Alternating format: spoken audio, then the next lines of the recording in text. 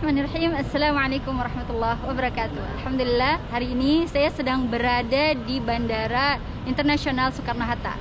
Turki merupakan negara yang saat ini sedang sangat diminati. Panoramanya yang begitu indah serta terdapat banyak saksi sejarah yang membuat langkah kami tergerak untuk mengunjunginya. Hai, kami mau menaiki pesawat Turki Airlines yang akan tiba di Istanbul esok hari, insya Allah jam 5 ya, insya Allah Jam 5 lewat, hampir jam. Mudah-mudahan nanti kita bisa melaporkan lebih lanjut lagi ada apa dan kegiatannya. Terima kasih. Mohon doanya mudah-mudahan kami selamat sampai tujuan.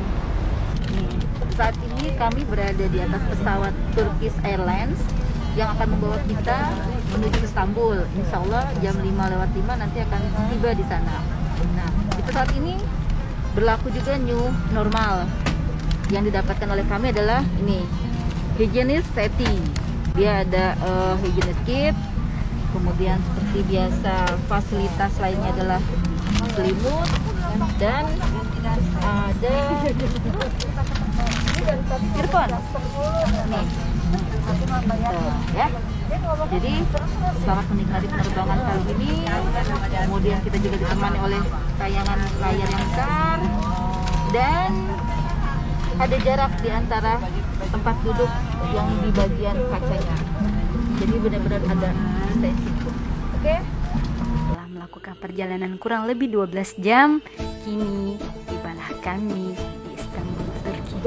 Assalamualaikum warahmatullahi wabarakatuh. Alhamdulillah, kita sekarang sudah sampai di Istanbul, New Istanbul Bandara Internasional. Perjalanan di masa era new normal ini begitu terasa berbeda. Keesokan harinya, pada trip pertama, kami langsung diajak beribadah sambil berwisata di masjid yang penuh sejarah ini. Ya, Hagia Sophia. Masjid yang konon dalam sejarahnya sudah 3 kali beralih fungsi dan kini menjadi masjid kembali terhitung sejak tanggal 24 Juli 2020 Masehi. Assalamualaikum warahmatullahi wabarakatuh. Alhamdulillah, sekarang kita sudah di Masjid Hagia Sophia ya Bu. Ya, betul. Alhamdulillah. Insya Allah kita akan tunaikan sholat qiyamul lail, kemudian dilanjutkan dengan sholat subuh. Dan suhu saat ini ada di 9 derajat Celcius. Dan sekarang kita pukul 5.15. Ya, masih gelap sekali di sini dan azan juga belum terdengar. Jadi kita manfaatkan untuk bisa beribadah malam dulu. Insya Allah. Amin. Oke. Dalam sambutannya, Presiden Erdogan menyatakan bahwa seperti halnya masjid lainnya, pintu Hagia Sophia akan terbuka untuk umum, termasuk warga negara Turki dan wisatawan. Kami akan membuka Masjid Hagia Sophia untuk tempat beribadah. Peralihan fungsi Hagia Sophia menjadi masjid kembali, yang sebelumnya selama 85 tahun menjadi museum, merupakan kabar gembira yang telah lama dinanti-nanti oleh umat muslim dunia. Pembebasan Hagia Sophia ini menjadi bukti akan kebangkitan kejayaan Islam kembali. Bahkan, sebuah kabar baik, dalam sambutannya Presiden Erdogan menyampaikan bahwa kebangkitan Hagia Sophia adalah awal pertanda pembebasan Masjidil Aqsa. Allahu Akbar. Rasa haru biru penuh bahagia menyelimuti perasaan kami saat Allah yang Maha Baik memperkenankan kami dapat menginjakkan kaki di sini untuk beribadah. Sebuah anugerah besar saat kami dapat bersimpuh, bersujud menyembahnya di masjid yang penuh sejarah ini. Kami teringat sebuah kisah dalam sejarah pada tahun ke-5 Hijriah. Tatkala Rasulullah SAW ditanya oleh salah seorang sahabat tentang nasib kota Konstantinopel di masa mendatang, maka beliau pun bersabda, "La tuftahanna al-Konstantiniyah, wala ni'mal amiru amiruha, wala ni'mal jaysh dzalikal jaysh." Sungguh, kota Konstantinopel pasti akan dapat ditaklukkan. Pemimpin yang menaklukkannya adalah sebaik-baik pemimpin, dan pasukannya adalah sebaik-baik pasukan. Setelah melangsungkan ibadah salat berjamaah di Masjid Hagia Sophia, kami langsung disuguhkan dengan hidangan yang begitu lezat ala Turki. Alhamdulillah, sambil menikmati panorama alam yang begitu indah, kami juga disuguhkan dengan tausiah-tausiah yang menenteramkan jiwa. Hingga tibalah kami bersiap-siap untuk menuju agenda berikutnya. Turki, salah satu negeri yang akan kaya tradisi dan budaya Islam. Alhamdulillah, luar biasa nikmat. Dan Istanbul menjadi tempat yang paling tepat untuk menyelami tahta Islam di Turki. Terbentang di dua benua, Asia dan Eropa. Secara geografis, hanya terpisahkan dengan sebuah selat, Bosporus namanya. Menjadikan negeri ini kaya tradisi, kaya budaya, dan bahkan tercatat dalam dunia bahwa negeri ini merupakan sebuah negeri yang maju dan berkembang. Hal ini dapat dilihat dari tata bangunan yang megah, dan bahkan negeri ini berhasil membangun sebuah jembatan bawah laut yang menghubungkan antara benua Asia dan Eropa. Masya Allah. Bukan hanya itu saja, negeri ini menjadi saksi sejarah kehidupan sejumlah peradaban besar, Romawi, Bizantium, dan Ottoman.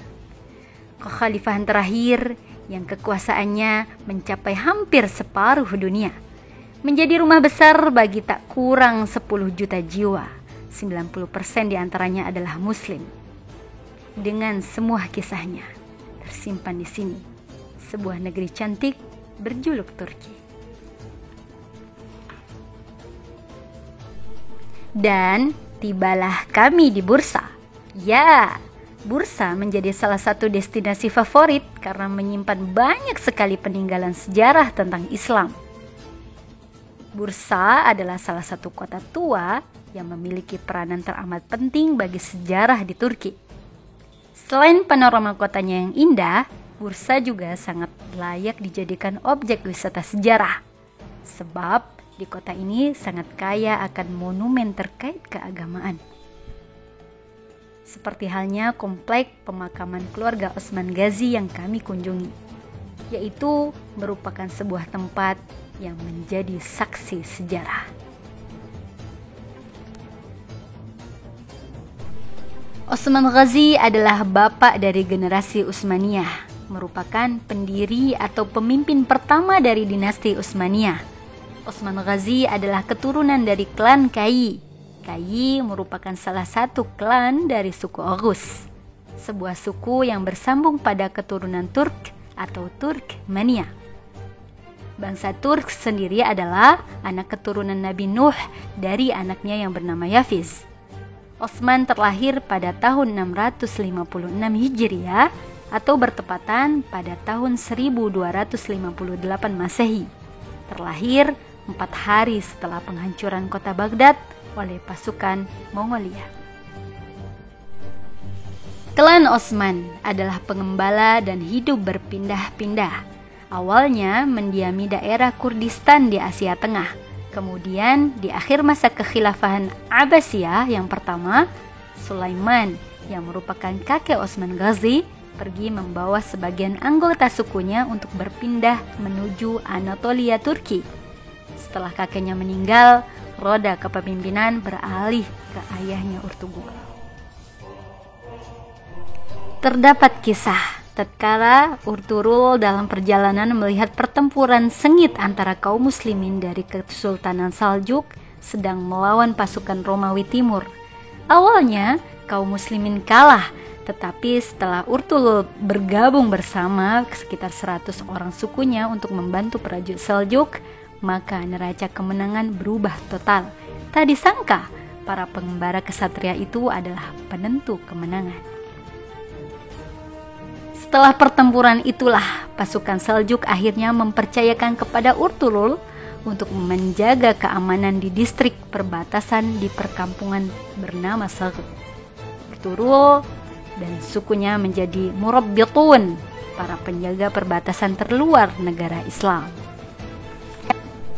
Dan setelah kami mengunjungi makam dari Osman Ghazi, kami langsung menuju ke Masjid Ulu Jami untuk melaksanakan sholat berjamaah di sana.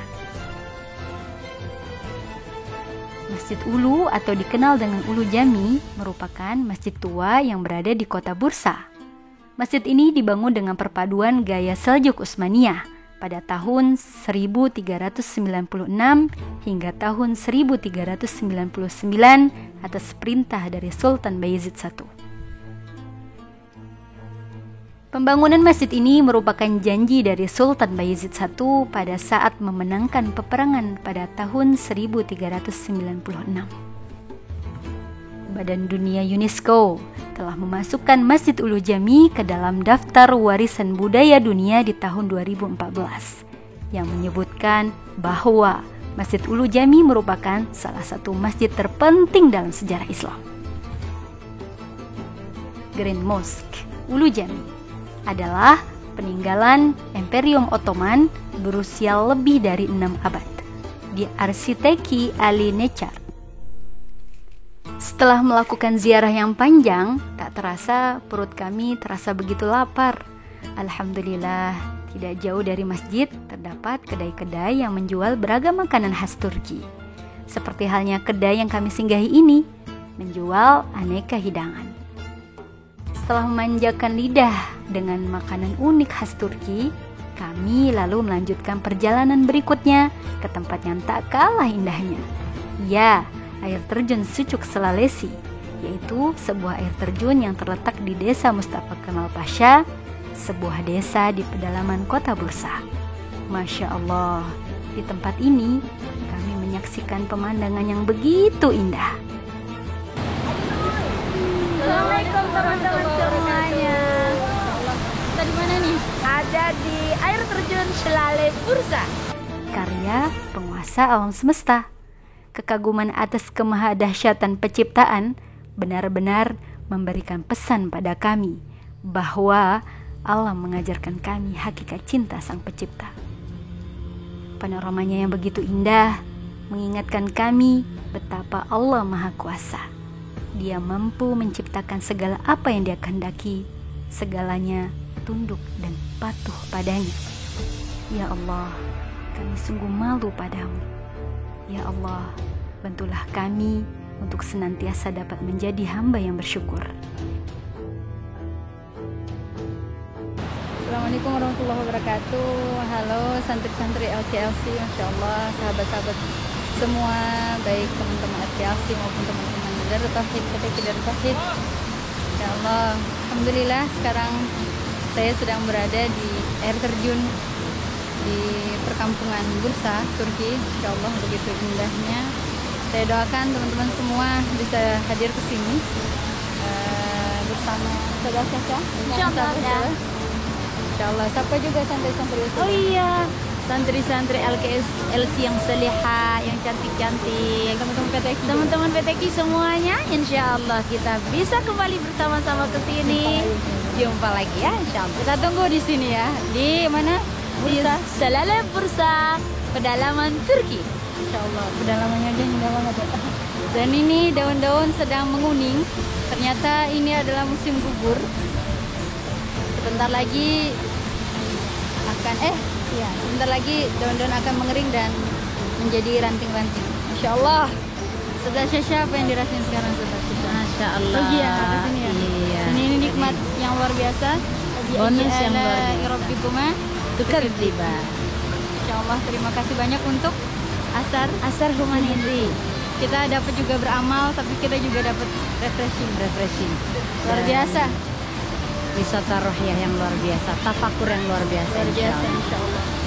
Allah Subhanahu wa Ta'ala berfirman, "In tansurullah yansurkum wa yuthabbit aqdamakum." Masya Allah, dan itu benar adanya, dan kita juga secara pribadi merasakan keajaiban yang luar biasa tatkala kami bergerak di bidang agama dan kami berusaha untuk membantu agama Allah ini agar selalu berkhidmat diri, berkhidmat hanya kepada Allah Ta'ala, meluruskan niat, insya Allah.